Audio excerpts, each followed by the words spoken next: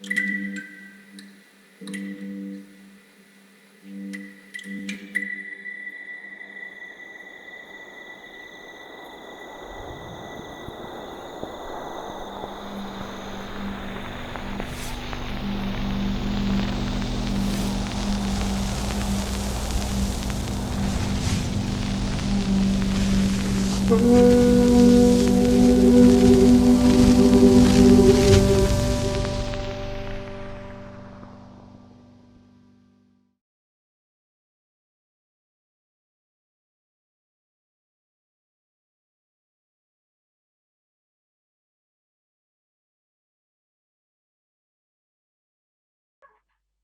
everyone, my name is Vicci Ho. I am one of the programming consultants for this year's New Zealand International Film Festival.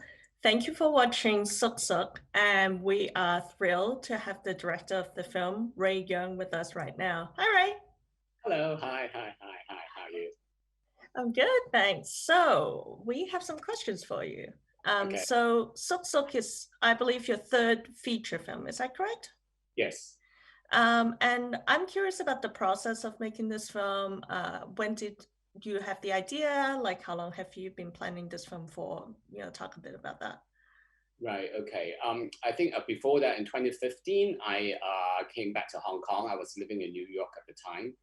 And so I moved back to Hong Kong, really mainly wanted to make a movie, a Cantonese movie, really, because I was born in Hong Kong, but I've never made a Cantonese movie before. So that was my plans. So I started searching for ideas. And I came across this book called The Oral Histories of Older Gay Men in Hong Kong.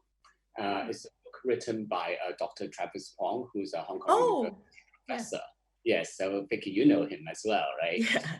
And the book is a collection of 12 interviews of elderly gay men who were born kind of like during the wartime, so they are all around like 80 years old now. And it was so amazing because the book was so interesting. There were stories that I've never heard before. So I asked Travis to introduce me to some of them. And he said, well, actually quite a few of them have passed away already. So that made me feel that, oh, I really need to tell this story.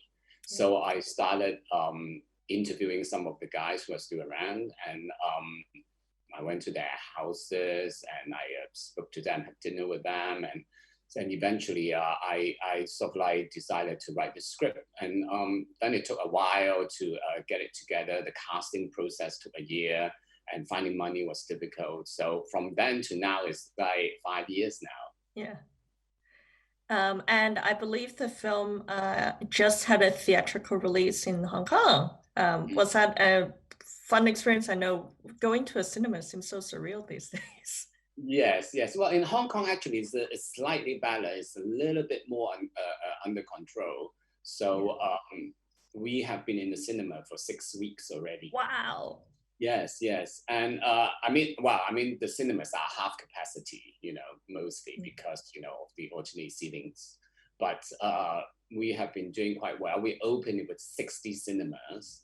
So that was amazing, I think, for kind of like LGBT title, sort of like subject matter. That is quite groundbreaking in a way, with no stars, because our movies are, Tybo and Ben, they are not like household names, Yeah.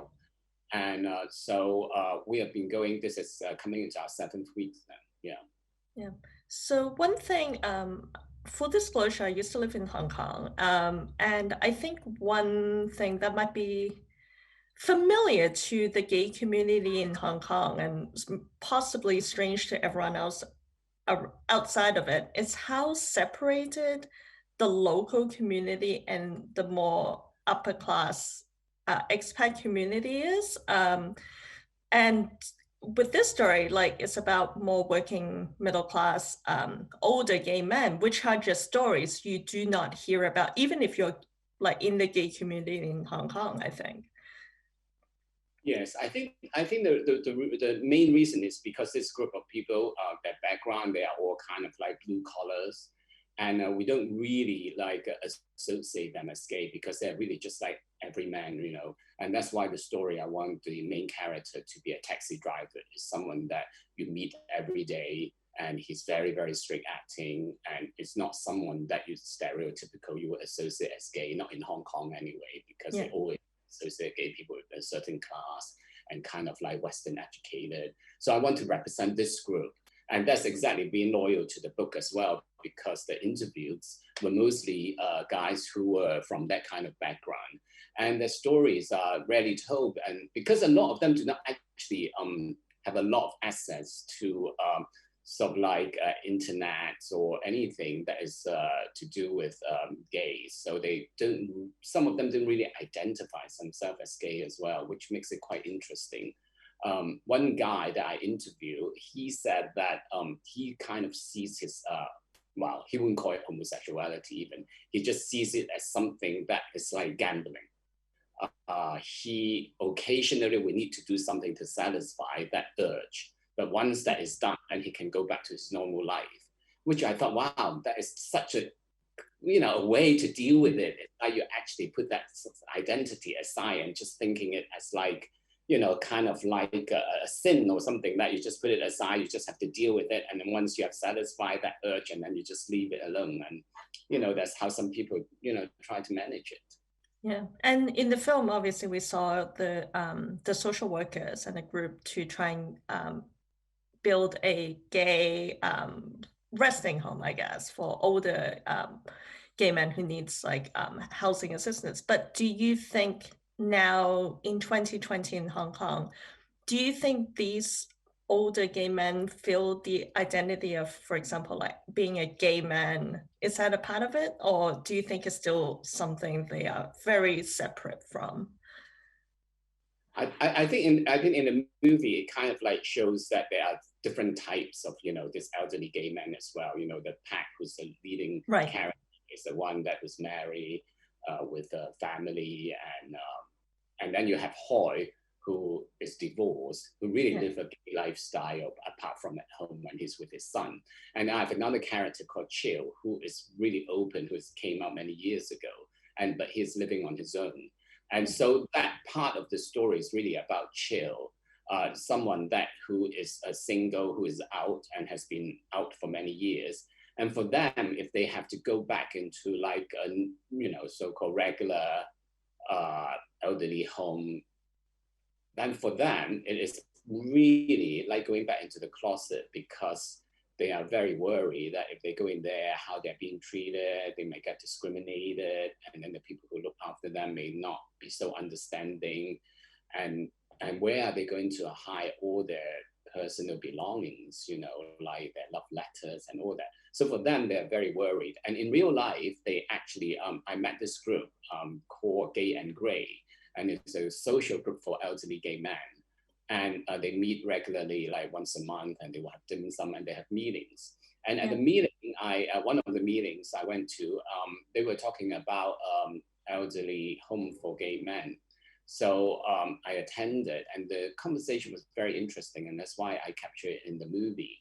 And in real life, they actually did go to LECO and ask the government for elderly home for gay people. And of course, nothing really came out of it. But I think it was really good that they did that. And so I also put that in the movie as well. And in fact, the person who actually went to LECO is called Simei Lei. And he's very, very animated, he's very fun. So I decided to put him in the movie. And so he's played the character of Dior, which really is a version of himself as well. Right. Yeah. And do you think that now, obviously, with I would say the younger generation, I think even in Hong Kong, the acceptance of homosexuality is much higher than their parents or the grandparents. And I think we probably all know a story or two of someone who probably suspected a relative was gay but got married because of family pressure, or because they had to hide it, stay in the closet. Do you think that in the future these will become family acceptance that we saw a bit of in the film, where the son is probably knew his father's gay, but it's kind of in denial about it? Do you see that changing in the future? It's interesting. I mean, Hong Kong is going through a very interesting time at the moment. I mean, if you ask me that question simply a few years ago, 3 or 4 years ago, I would say things are certainly getting better. Yeah. In general, people seems to be more accepting. But now, at this current climate, I really cannot say things will be more relaxed, or people actually will be more embracing. It's very, very hard to say how the future is going to be hold. But at the moment, I think for the younger generation, definitely, I think because the parents usually a little bit more, sort of like exposed to gay rights and things like that. So when they treat their kids, I think if the kids come out, they will be a little bit more accepting, at least wouldn't see it as a disease. While the generation earlier, I think it was very different, the situation. So I think, in general, I think people are more accepting, definitely. But I mean, of course, you also have other issues as well, like religion, like in the movie as well, like Hoy's son, who's very religious. And always that, when that comes into play, then there might be some issues as well. Yeah. One little factoid that I want to bring up is that Ray is actually the founder of the Hong Kong Lesbian and Gay Film Festival. So um, Ray has been active in the community for a very long time. Yeah, you founded that, was it over 30 years ago now? Well, the festival actually started in 1989, Yeah, not by me, it was by Edward Lam. yeah, And he started in 89, and then the festival finished in 97, which he didn't want to carry on with it anymore. So it kind of wasn't held for 2 years. So I came back to Hong Kong at that time in 1999, and then I restarted the film festival in 2000. yeah. So since 2000, I've been, associated with the festival. But in between, there were other festival directors as well, like yourself. Like myself, yes, full disclosure. Yes. So Lam has been doing it for many, many years now. So, but I've been, sort of like, I restarted the festival in 2000 without her. And so, yeah, but I'm not the original founder. Right. Yes. But we are the running LGBT film festival in Asia, I think. I believe that is true. That was what I was told when I was running it too. But so having, say, from the year 2000 to now, which you're back at the helm, have you seen how the audience have changed? Like, do you think someone like Hoy would now come and watch a film at the OG, or anyone older, local working class, like member of their community? Do you see them, or is it I still? think I think Foy is someone like her because Foy's character is quite interesting. He's someone who's married and divorced, but really outside of his home, he leads quite an active gay life. As in the movie, he goes to gay groups and things like that. And there are some people like that, and they would like go and watch one or two of the movies which they think might be interesting, but they might go sort of like quietly. But on the whole, I think the festival is actually doing very well. Unlike some of the LGBT film festivals overseas, where it's the audience is getting older and older. In Hong Kong, actually, the audience are still quite young. You have a good mix. And I think it's because the gay right movement is a bit behind, to the West. So therefore, a lot of the people are still just, coming into terms with, their gay identity, I think, and therefore, they would still go and support LGBT film festivals. Do you, and so we have a little bit more time, so we'll wrap this up soon. But how I believe Suk Suk was named Best Film in Hong Kong last year.